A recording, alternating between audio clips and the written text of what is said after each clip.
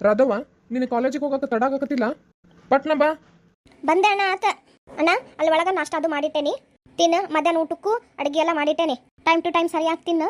ಬರೀ ಹೊಲದ ಕೆಲಸ ಅಂತಂದು ಹೇಳಿ ಕುಂದ್ರಬೇಡ. ಅದೆಲ್ಲ ನಾ ಆಮೇಲೆ ನೋಡ್ಕೊಂತಿದ್ದೆ. ನೀನು ಯಾಕಷ್ಟು ಚಿಂತೆ ಮಾಡ್ತಿದ್ದಿ? ಏನೋ ಒಂದು ತಿಂದ್ರಾತ. ನಡಿ, ನಿನ್ಗೆ ಲೇಟ್ ಆದ್ರೆ ಮತ್ತಲ್ಲೇ ಕ್ಲಾಸ್ ಅದು ಮಿಸ್ ಆಕೋ. ನಮಸ್ಕಾರ ರೀ ಸರ್, ಈಗ ಬಂದ್ರಿ? ನಮಸ್ತೆ ರೀ ಸರ್, ಬರ್ರಿ ಒಳಗೆ ಚಾ ಕುಡಿವಂತ್ರಿ. ಇಲ್ವಾ, ಆಮೇಲೆ ಇನ್ನೊಂದ್ಸರಿ ಆರಾಮಾಗಿದ್ದಾಗ ಬರ್ತೇನಂತ. ಹಂಗ ಇಲ್ಲೇ ನಮ್ಮ ಇವ್ ಅದನ್ನಲ್ಲ ಮಾದಪ್ಪ, ಅವ್ನ ಮನೆಗೆ ಹೊಂಟಿದ್ನ. ಅದಕ್ಕೆ ಅವ್ರ ಮನೆಗೆ ಹೋಗೋದಾರ್ಯಾಗ ನಿಮ್ಮ ಮನೆ ಐತಲ್ಲ, ನೀವು ಏನು ಮಾಡತ್ತೀರಿ ಮಾತಾಡ್ಸ್ಕೊಂಡು ಹೋದ್ರಾತ ಅಂತ ಬಂದೆ ನೋಡು. ಏನು ಆರಾಮದಿವಾ? ನೀ ಆರಾಮದೇನಪ್ಪ ಮಂಜಪ್ಪ? ಹ್ಞೂ ರೀ ಸರ್, ಆರಾಮದೇವ್ ನೋಡ್ರಿ. ಎಲ್ಲ ನಿಮ್ದು ಏರಿ. ನಿಮ್ಮ ಋಣ ನಮ್ಮ ಮ್ಯಾಲೆ ಭಾಳ ಐತ್ರಿ. ಯಾಕೆ ಹಂಗೆ ಅಂತೀರಪ್ಪ? ಎಲ್ಲ ದೇವ್ರು ಕೊಟ್ಟ ಆಶೀರ್ವಾದ. ಅವ್ನ ಆಶೀರ್ವಾದ ನಿಮ್ಮ ಮ್ಯಾಲೆ ಐತಿ, ಅದಕ್ಕೆ ನೀವು ಇಲ್ಲಿ ತನಕ ಬೆಳೆದು ಬಂದಿರಿ. ಆ ದೇವ್ರ ಆಶೀರ್ವಾದಕ್ಕಿಂತ ಗುರುಗಳದಿರಲ್ರಿ ನೀವು. ನಿಮ್ಮ ಆಶೀರ್ವಾದ ನಮ್ಮ ಮೇಲೆ ಭಾಳ ಇರ್ಬೇಕ್ರಿ. ಗುರುಗಳು ಒಲಿದ್ರೆ ದೇವ್ರು ಒಲಿತಾನ. ಹೌದ್ರಿ ಸರ್. ನಾನು ನಮ್ಮ ತಂಗಿ ಇಬ್ರು ಸಣ್ಣವರಿದ್ದಾಗ ನಮ್ಮ ಅಪ್ಪ ಅವ್ನ ಕಳ್ಕೊಂಡು ನಡುದಾರಿಯಾಗಿದ್ದಾಗ ನೀವ ಅಲ್ಲೇನ್ರಿ ನಮ್ಮನ್ನ ಸಾಕಿ ಬೆಳೆಸಿದ್ದು. ಅಷ್ಟಲ್ಲ, ನಮ್ಗೆ ಶಿಕ್ಷಣ ಕೊಡ್ಸಿದ್ರಿ, ಒಂದು ಒಳ್ಳೆ ಬದುಕು ಕಟ್ಕೊಳಕ ದಾರಿ ಮಾಡ್ಕೊಟ್ರಿ. ಏನಪ್ಪ ನಿನಗೂ ಸ್ವಾಭಿಮಾನ ಭಾಳ ಅನ್ನೋದೈತ್ ತಗೋ. ಸಣ್ಣವಿದ್ದಾಗಿಂದಾನು ನಮ್ಮ ಮನೆಗೆ ಇರಪ್ಪ, ನಮ್ಮ ಮನೆಗೂ ಯಾರು ಇರಂಗಿಲ್ಲ, ಅಣ್ಣ ತಂಗಿ ಇಬ್ರು ನಮ್ಗೆ ಇರ್ರಿ, ನಿಮ್ಮಿಬ್ರು ನಾನು ನೋಡ್ಕೋತೇನೆ, ಚಂದಾಗಿ ಓದಿಸ್ತೇನೆ ಅಂದ್ರೆ, ಇಲ್ರಿ ಸರ ನಂಗೆ ಓದಿಸ್ರಿ, ಉಳಿದಿದ್ದ ಬದುಕು ನಾ ಕಟ್ಕೊಂತೇನೆ ಅಂತೇಳಿ ಇದ ಗುಡ್ಸ್ಲೊಳಗೆ ಅದಿ ನೋಡಪ್ಪ. ಸರಿ ರೀ, ಎಲ್ಲಕ್ಕಿಂತ ದೊಡ್ಡದು ವಿದ್ಯೆ ಅನ್ನೋದು ಕೊಡಿಸ್ಬಿಟ್ಟಿರಿ ನಮ್ಗೆ. ಆ ವಿದ್ಯೆಯಿಂದ ನಾ ಮುಂದೆ ಬರ್ತೇನ್ರಿ ನಾನು, ನೀವು ತಲೆ ಕೆಡಿಸ್ಕೋಬೇಡ್ರಿ. ಅಂದಂಗೆ ಎಲ್ಲರ ಕೆಲ್ಸಕ್ಕೆ ಅರ್ಜಿ ಹಾಕಿ ಏನಪ್ಪ? ಹ್ಞೂ ರೀ ಸರ್, ಹಾಕೇನ್ರಿ. ಅಲ್ಲಿ ತನಕ ಏನು ಖಾಲಿ ಕುಂದ್ರೋದು ಅಂತ ಹೇಳಿ ನಮ್ಮ ಅಪ್ಪಂದು ಒಂದಿಷ್ಟು ಜಮೀನು ಇತ್ತಲ್ರಿ, ಅದ್ರಾಗ ಕೆಲಸ ಮಾಡ್ಕೊಂತ ಅದೇನ್ರಿ. ನೋಡಪ್ಪ, ನೀನು ಹೆಂಗೋ ಮಾಡಿ ಬದುಕು ಕಟ್ಕೊಳಕತ್ತಿ, ಒಂದು ಚಲೋ ದಾರಿ ಅನ್ನೋದು ಹಿಡಿದಿ ಅಂದ್ರೆ ನಿನ್ನ ಜೀವನಕ್ಕೊಂದು ಕೆಲಸ ಅನ್ನೋದು ಆತಂದ್ರೆ ನಾನು ನಿರಾಳಕ್ಕೆ ನೋಡಪ್ಪ. ಇಲ್ರಿ ಸರ್, ಅಲ್ಲೊಂದು ಕಡೆ ಕೇಳ್ಕೊಂಡ್ ಬಂದೇನ್ರಿ, ಅರ್ಜಿ ಹಾಕಿ ಬಂದೇನಿ. ಮುಂದಿನ ವಾರ ಅದು ಇಂಟರ್ವ್ಯೂ ಕರಿಬೋದ್ರಿ. ಹೌದಾಪ, ಚಲೋ ಆತ್ ಬಿಡು. ಏನಾರ ಸಹಾಯ ಬೇಕಂತಂದ್ರೆ ಕೇಳು, ಏನ ಮರಿಬೇಡ. ಮತ್ತೆ ನಾನೇನು ಬೇರೆದವಲ್ಲ, ನಿಮ್ಮ ಮೇಷ್ಟ್ರ. ಏನು ಮುಜುಗರ ಇಟ್ಕೋಬೇಡ. ರೊಕ್ಕ ಗಿಕ್ಕ ಬೇಕಾತು ಅಂದ್ರೆ ಕೇಳು, ಕೊಡ್ತೇನಂತ. ಹಂಗಾಗ್ಲಿ ರೀ ಸರ, ಏನಾರ ರೊಕ್ಕ ಬೇಕಾತು ನಿಮ್ಗೆ ಕೇಳ್ತೇನ್ರಿ. ನಮ್ಗೆ ನೀವ ಅಪ್ಪ ಅವ ಎಲ್ಲ. ಇಲ್ಲೇ ಹೊರಗೆ ನಿಂತು ಮಾತಾಡಕತ್ತೀರಲ್ರಿ ಸರ್, ಬರ್ರಿ ಒಳಗೆ ಒಂದು ಕಪ್ ಚಾ ಕುಡ್ದೋಗಂತ್ರಿ. ಇಲ್ವಾ, ಇನ್ನೊಂದು ದಿವ್ಸ ಬರ್ತೇನಂತ. ನಿಮ್ಮ ಅಣ್ಣಗೆ ಒಂದು ಚಲೋ ಕೆಲಸ ಸಿಕ್ತು ಅಂದ್ರೆ ಮಧ್ಯಾಹ್ನ ಊಟಕ್ಕೆ ಇಲ್ಲೇ ಬಂದ್ಬಿಡ್ತೇನಂತ. ಹಬ್ಬದ ಅಡ್ಗೆ ಮಾಡ ಉಂಡ ಓಕೆ. ಸರಿ ರೀ, ನೀವು ನಮ್ಮ ಮನೆಗೆ ಬಂದ್ರೆ ಅದ ನಮ್ಗೆ ದೊಡ್ಡ ಹಬ್ಬ ರೀ. ನಿನಗೆ ಮಾತ್ನಾಗ ಯಾರು ಸೋಲ್ಸಂಗಿಲ್ ಬಿಡ್ಪಾ. ಆತಿನ್ನ ಬರ್ಲ್ಯಾ? ಆತ್ರಿ ಸರ್, ಹೋಗ್ಬರ್ರಿ. ಬರ್ಲಿ ಯಾವಾರ ಅದವ? ಆತ್ರಿ ಸರ್, ಹೋಗ್ಬರ್ರಿ. ನೋಡ್ವಾ ತಂಗಿ, ಸರ್ ನಾವು ಸಣ್ಣವರಿದ್ದಾಗ ಕೈ ಹಿಡ್ದಿದ್ದಿಲ್ಲ ಅಂದಿದ್ರೆ ಇಷ್ಟೊತ್ತಿಗೆ ನಾವು ಎಲ್ಲಿರ್ತಿದ್ವ ಏನ? ಹೌದಣ್ಣ. ಆದಷ್ಟು ಬೇಗ ನಾನು ಒಂದು ಕೆಲಸ ಹುಡ್ಕೊತೇನಂತ. ಆಮೇಲೆ ನಿಂಗೆ ಚಂದಂದು ಒಂದು ದೊಡ್ಡ ಮನೆ ಕಟ್ಟಿಸಿ ರಾಣಿಗತೆ ನೋಡ್ಕೊತೇನೆ. ಅಷ್ಟ ಅಲ್ಲ, ನಮ್ಮ ಮಾಸ್ತರಿಗೆ ಅವರು ಅವ್ರ ಹೆಂಡತಿ ಅಷ್ಟೇ ಇರೋದು, ಅವ್ರಿಗೂ ಊರ್ಗೋಲಾಗಿರ್ಬೇಕವ ನನ್ನ ಜೀವನ ಪೂರ್ತಿ. ಹೌದಣ್ಣ, ಅವ್ರು ಯಾವುದೇ ರೀತಿ ಭೇದ ಭಾವ ತೋರಿಸ್ತಾ ನಮ್ಮನ್ನ ಇಷ್ಟೆಲ್ಲ ಸಾಕಿ ಬೆಳೆಸಿದ್ರು.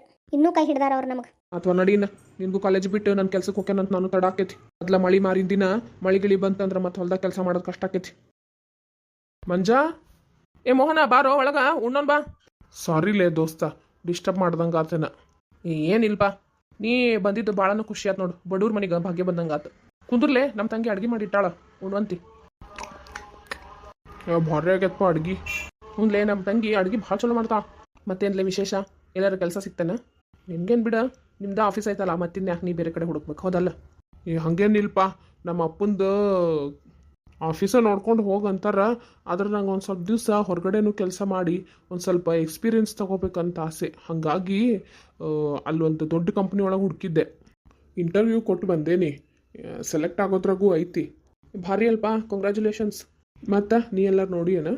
ಇಲ್ಲ, ಅಲ್ಲೊಂದು ಅಪ್ಲಿಕೇಶನ್ ಕೊಟ್ಟು ಬಂದೇನಿ, ನೋಡ್ಬೇಕು ಮುಂದಿನ ವಾರ ಅದು ಕರಿಬೋದು.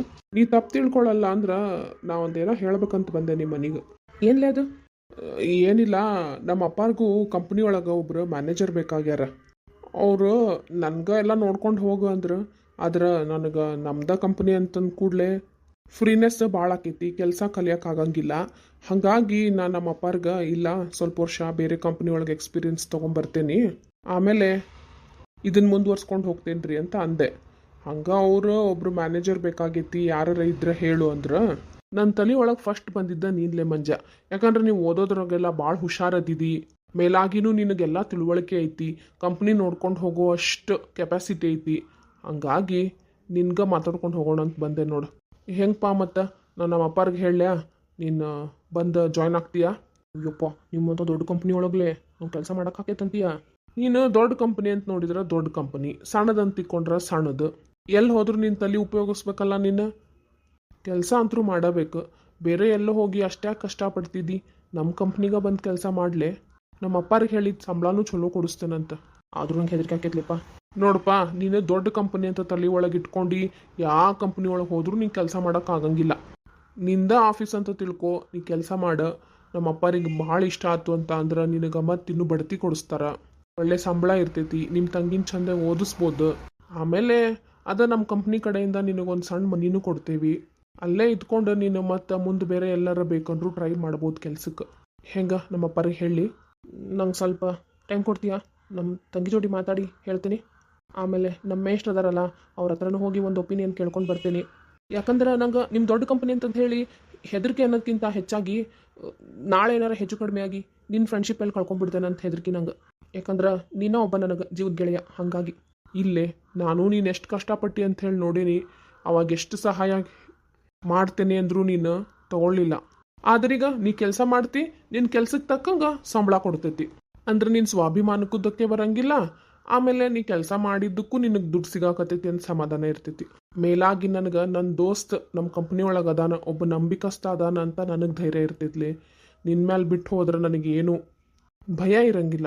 ನಮ್ಮ ಅಪ್ಪರಿಗೂ ವಯಸ್ಸಾಗಕತ್ತೈತಿ. ಈಗ ಹೆಂಗಪ್ಪ ಅಂತ ಅಂದ್ರೆ ನನ್ನ ಬದಲು ನೀ ಆ ಕಂಪ್ನಿ ನಡೆಸ್ತು. ನಾಳೆ ನಾ ಬಂದಮೇಲೆ ನೀನು ನಂಗೆ ಏನೇನು ಅಂತಂದೇಳಿ ಹೇಳಿ ಗೈಡ್ ಮಾಡಿದ್ರೆ ಸಾಕು. ಆಮೇಲೆ ನನಗೂ ಎಕ್ಸ್ಪೀರಿಯನ್ಸ್ ಎಲ್ಲ ತೊಗೊಂಡು ಬಂದಿರ್ತೇನೆ. ಮುಂದೆ ಏನೇನು ಬೇಕು, ಏನೇನು ಸ್ಟ್ರಾಟಜಿ ಮಾಡಬೇಕು, ನಮ್ಮ ಕಂಪ್ನಿ ಇನ್ನೂ ನಂಬರ್ 1 ಪೊಸಿಷನಿಗೆ ಬರಬೇಕು ಅಂದ್ರೆ ಏನೇನೆಲ್ಲ ಮಾಡಬೇಕು, ಅದನ್ನೆಲ್ಲ ಇಬ್ಬರು ಸೇರಿ ಪ್ಲ್ಯಾನ್ ಮಾಡೋಣ. ಹೆಂಗಂತಿಲ್ಲೆ? ಪ್ಲೀಸ್ಲೆ ಒಪ್ಕೋಲೆ. ಆತ್ಲೆ, ನೀ ಇಷ್ಟು ಕೇಳ್ಕೊಳಕತ್ತಿ ಅಂದ್ರೆ ಆತು ತಗೋ. ಹಾಗಾಗಲಿ. ನಿಮ್ಮ ಅಪ್ಪರ್ಗೆ ಹೋಗಿ ಹೇಳು, ನಾ ಬರ್ತೇನೆ ಅಂತ ಹೇಳಿ. ಥ್ಯಾಂಕ್ಸ್ಪ, ಭಾಳ ಉಪಕಾರ ಅದು ನಿನ್ನಿಂದ. ಇಲ್ಪ ಥ್ಯಾಂಕ್ಸ್ ನಾನು ಹಿಂಗೆ ಹೇಳಬೇಕು. ನಾವು ಇಷ್ಟು ತೊಂದರೆ ಒಳಗೆ ಅದೇವಿ, ನೀನು ನನಗೆ ಬಂದು ಕೇಳ್ದಲ್ಲ, ನನಗೆ ಭಾಳ ಖುಷಿ ಆಯ್ತು. ನಾನು ಭಾಳ ಚಂದ ಕೆಲಸ ಮಾಡ್ತೀನಿ. ಕಂಪ್ನಿನ ಇನ್ನೂ ಮುಂದಕ್ಕೆ ತೊಗೊಳೋದ್ರಾಗ ನಿಂಗೆ ಸಹಾಯ ಮಾಡೇ ಮಾಡ್ತೇನೆ. ಒಂದಲ್ಲ ಒಂದು ದಿವಸ ನಿನ್ನ ಆಸೆ ನೆರವೇರ್ತೈತಿ. ಟಾಪ್ 1 ಪೊಸಿಷನ್ ಒಳಗೆ ಇರ್ತೀರಿ. ಆದ್ರೆ ಒಂದು ಮಾತ್ಲೆ, ಏನು ಒಳ್ಳೆ ಮಂಜ ಹಿಂಗೆ ಹೇಳ್ತೇನೆ ಅಂತ ತಪ್ಪು ತಿಳ್ಕೊಬೇಡ. ಆದ್ರೆ ನನಗೆ ಅದು ಒಂದು ಹೆದರಿಕೆ ಇರೋದಕ್ಕೆ ಕೇಳಾತೀನಿ. ಏನ್ಲೇ ಅದು ಹೇಳ? ನಾಳೆ ನನ್ನಿಂದ ಯಾವುದೋ ತಪ್ಪಾತು ಆಫೀಸ್ ಒಳಗೆ, ಅದರಿಂದ ಒಂದು ಸ್ವಲ್ಪ ನಿಮ್ಗೆ ಪ್ರಾಬ್ಲಮ್ ಆತಂತ ಇಟ್ಕೋ. ಆಗಂಗಿಲ್ಲ, ನಾನಾಗಿನ ಮಾಡೋಕ್ಕೆ ಹೋಗಂಗಿಲ್ಲ. ಆದರೂ ಹಿಂಗೂ ಯೋಚನೆ ಮಾಡಬೇಕಲ್ಲ. ನಾಳೆ ಏನೋ ಆತು, ಆವಾಗ ಯಾವುದೇ ಕಾರಣಕ್ಕೂ ನೀ ನನ್ನ ಫ್ರೆಂಡ್ಶಿಪ್ ಕಟ್ ಮಾಡೋಂಗಿಲ್ಲ, ಹೋದಲ್ಲ? ಇಲ್ಲಲೇ, ಅದ್ರ ಬಗ್ಗೆ ನೀ ಚಿಂತೆನೇ ಮಾಡಬೇಡ. ಪರ್ಸ್ನಲ್ ಬೇರೆ, ವರ್ಕ್ ಲೈಫ್ ಬೇರೆ. ಅದಕ್ಕೂ ನನಗೂ ಸಂಬಂಧ ಇಲ್ಲ. ಅಷ್ಟಕ್ಕೂ ನೀ ಆ ಕಂಪ್ನಿಗೆ ಹೋಗಿ ಕೆಲಸ ಮಾಡಾಕತ್ತಿ ಅಂದ್ರೆ ಅದರಿಂದ ಯಾವಾಗಲೂ ಲಾಭನ, ನಷ್ಟ ಅಂತರೂ ಇಲ್ಲೇ ಇಲ್ಲ. ತಲೆ ಕೆಡಿಸ್ಕೋಬೇಡ. ನನ್ನ ಜೀವದ ಗೆಳೆಯಲೇ ನೀ. ನಾವು ಬದುಕಿರುತ್ತಾನ ಅಲ್ಲ, ನಾವು ಸತ್ತ ಮೇಲೂ ನಮ್ಮ ಸ್ನೇಹ ಹಿಂಗೆ ಇರ್ತೈತಿ. ಥ್ಯಾಂಕ್ಸ್ಲೇ. ನಂಗೆ ಅದ ಹೆದರಿಕೆ ಇದ್ದಿದ್ದು, ಅದಕ್ಕೆ ನಾ ಸ್ವಲ್ಪ ಹಿಂದೆ ಮುಂದೆ ನೋಡಾಕತ್ತಿದ್ದೆ. ಆ ತಗೋಪ, ನಾ ಇನ್ನು ಬರ್ತೇನೆ. ನಮ್ಮ ಅಪ್ಪರಿಗೆ ಹೇಳ್ತೇನಂತ. ಇವತ್ತು ಸಂಜೆ ಮುಂದೆ ಬಂದುಬಿಡು. ಮಾತಾಡಿ ನಾಳೆಯಿಂದ ನಾ ಕೆಲ್ಸಕ್ಕೆ ಹಾಜರಾಗ್ಬಿಡು. ತಗೋ. ನಾನು ಮೊದಲು ನಮ್ಮ ತಂಗಿಗೆ ಹೇಳ್ಬೇಕು, ನಮ್ಮ ಸರಿಗೆ ಹೇಳ್ಬೇಕು. ನಾನು ಬಂದು ಮಾತಾಡಿದ್ಮೇಲೆ ಅವ್ರಿಗೆ ಸ್ವೀಟ್ ತೊಗೊಂಬಂದು ಕೊಟ್ಟು ನಾಳೆಯಿಂದನ ಕೆಲ್ಸಕ್ಕೆ ಹಾಜರು. ಬರಲ ನಾ ಇನ್ನು ಸಂಜೆಗೆ ರೆಡಿ ಇರು, ನಾನೇ ಬಂದು ಕರ್ಕೊಂಡು ಹೋಗ್ತೇನೆ. ಸರಿಲಿ, ಹಂಗಾಗಲಿ. ಬರ್ತೇನೆ ನಾ ಇನ್ನು. ಹ್ಞೂನ್ಲೆ, ಸಂಜೆಗೆ ಸಿಗೋಣ ತಗೋ.